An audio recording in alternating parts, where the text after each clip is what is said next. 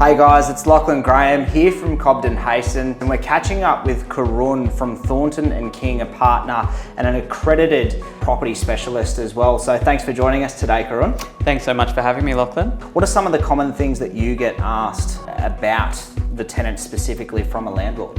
Some of the stuff we see frequently are things like mold issues. Yeah, big one at the moment. Absolutely. Things such as non-payment of rent, failure to carry out appropriate repairs. These problems pop up from time to time, and it's really, really important that the landlord jumps onto the problem straight away. It should never be left to fester and become worse. Because then it can actually result in bigger projects down the end. A piece of advice with that is always just very good immediately contact your agent who's managing the property for you. If need be, contact your lawyer and just immediately act. So from an investor's perspective, when they're looking to buy their next investment property, what should those investors look out for? First thing you need to do is make sure you get a good lawyer and you get good, thorough legal advice on the contract, but also on the lease. Yep, very true. And so you actually need to have a lease agreement in place.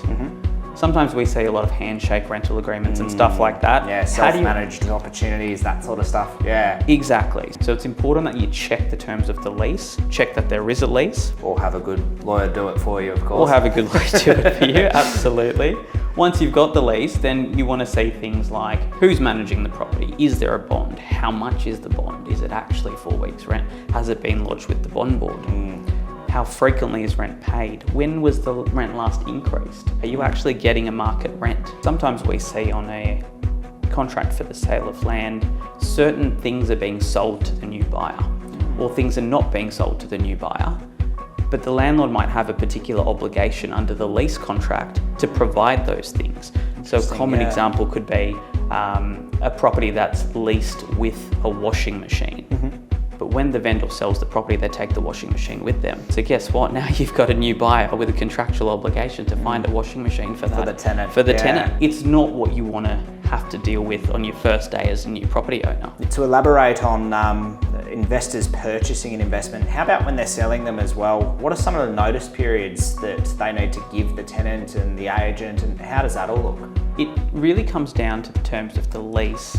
But where people often get trapped is, let's say you did find there was a problematic tenant, you wanted to get rid of them, replace them with someone else.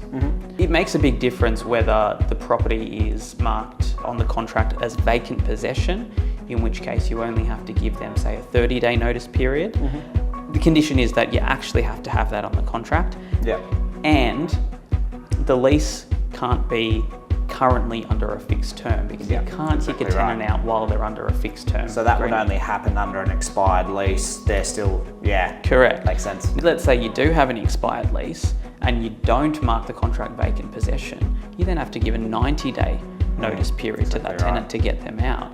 And so this is something as simple as ticking a box on a contract could make a difference of 60 days in getting this tenant out, which, if they're if they're problematic, you're going to be wearing that cost for at least 60 days. Questions for me? What have you got? Lachlan, what are some of the most frequently asked questions that you get in relation to an agent service? We get asked about the tenants and who is living in the four walls of an investment property, which is really important when you get to the nuts and bolts of it. It's very important that we get into the understanding of who those tenants are, what they do, how long they've been in their current place of premises. And like I said, it comes down to demographic research and really understanding who is suitable per property. It's a very important topic that, I think is probably one of the most common things we get asked. Thank you, Karunn. Appreciate you catching up with us today and spending some time answering some questions.